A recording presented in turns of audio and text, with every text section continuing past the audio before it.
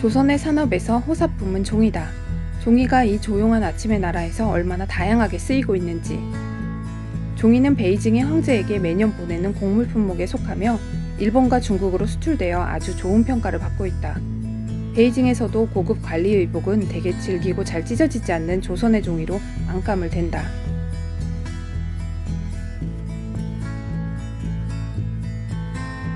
몇 년 전 유럽인 교사들로 구성된 영어학교가 설립되었는데 여기에서는 영어로 수업을 진행한다.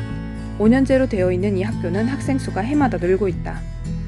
독일계 미국인 린스텟이 교장을 맡고 있었는데 그는 내게 학생들의 열성과 이해력 그리고 빠른 진도에 대해 칭찬을 아끼지 않았으며 일본인이나 중국인보다 더 큰 가능성을 기대하고 있었다.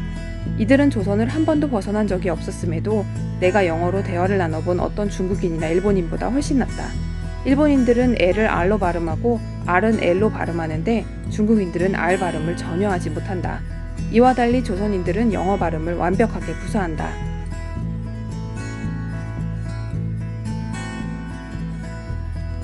조선인에게 일본인은 가장 증오하는 민족이다. 일본인들이 예전에 전사한 조선인들에게서 베어낸 코를 모은 거대한 무덤이 옛 수도인 교토에 있다고 하는데 이에 대한 증오심 때문인 것 같다.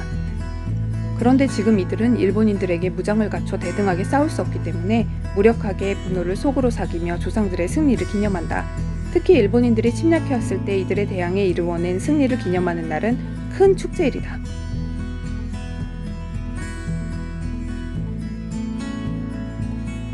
중국 속담에는 이런 말이 있다. 조선인들은 1년의 반은 호랑이를 사냥하고 반년은 호랑이에게 쫓긴다. 수백 명의 목숨이 매년 희생되고 주민들은 호랑이를 피해서 살던 마을을 떠나야 한다. 특히 압록강 유역과 북쪽에 위치한 평안도와 함경도 지방에는 호랑이들이 엄청 많아서 전문 사냥꾼들은 호랑이 가죽 수백 장을 시장에 가져온다.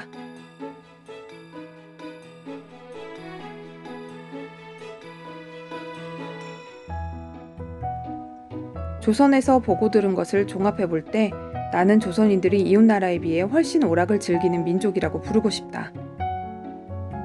하지만 이들은 자신들만의 방식으로 즐긴다. 이들은 음악과 카드놀이, 야외놀이, 권투, 씨름, 연날리기, 활쏘기 등을 열정적으로 좋아한다. 춤도 대단히 좋아하는데 다만 직접 춤을 추진 않는다. 조선인들은 춤추는 것을 체면이 깎이는 짓이라 여기고 있으며 이들에게는 대신 돈으로 살 수 있는 무기들이 있다. 진지하고 절제된 움직임과 동작들, 천천히 방향을 바꾸고 도는 것, 이것이 전부 다이지만 이런 춤사위도 배워 익혀야만 하는 어떤 기술이다. 음악적 관점에서 볼 때 조선인은 중국인보다 훨씬 앞서 있고 20년 전 일본인의 상황보다 나은 것처럼 보인다. 조선에 대해 지금까지 출간된 저작들은 조선인에게 매우 부당한 체조를 취하고 있는 셈이다. 아마도 대부분 일본의 원전을 참고로 했기 때문일 것이다.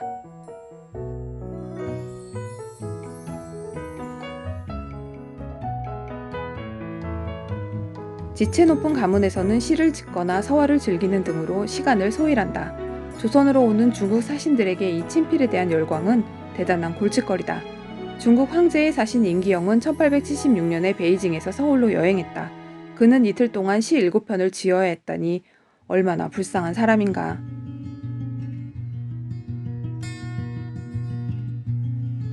나는 조선인들 가운데 얼굴에 천연두 자국이 없는 사람을 거의 보지 못했다. 조선인들도 예방접종이라는 것을 알고 있고 실제로 접종이 이루어지기도 한다.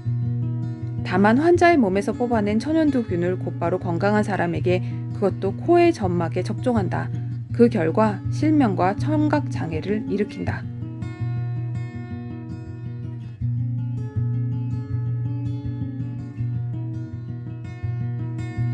조선의 어머니들은 아이들을 자신의 젖을 먹여 키운다. 아이들이 7살이나 8살이 될 때까지 어머니 젖에 매달려 있는 것은 보기 드문 일이 아니다.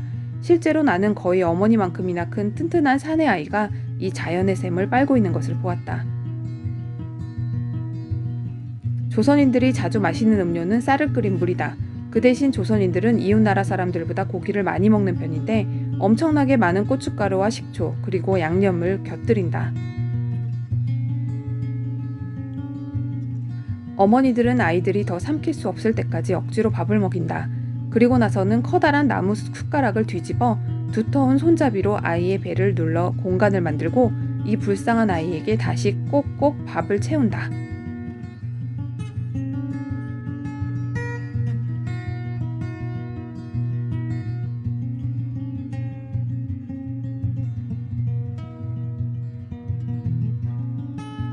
지난 몇 년간의 수출 목록에 따르면 동아시아에서 자연산물이 조선보다 풍부하게 나며 비옥한 나라는 없다.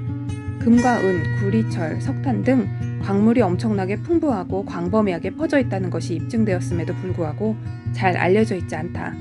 아마도 일본인들이 이러한 부를 개발할 방법과 길을 찾을 것이다.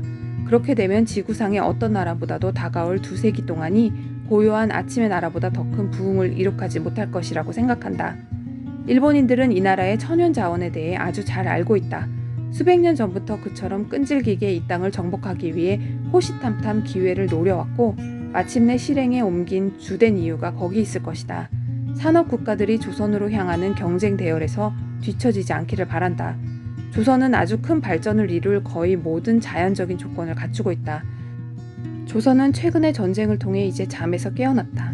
동아시아 열강들 사이의 경쟁심이 이 아름답고 부유한 나라가 앞으로 발전해 나가는데 더 이상 장애가 되지 않기를 바랄 뿐이다.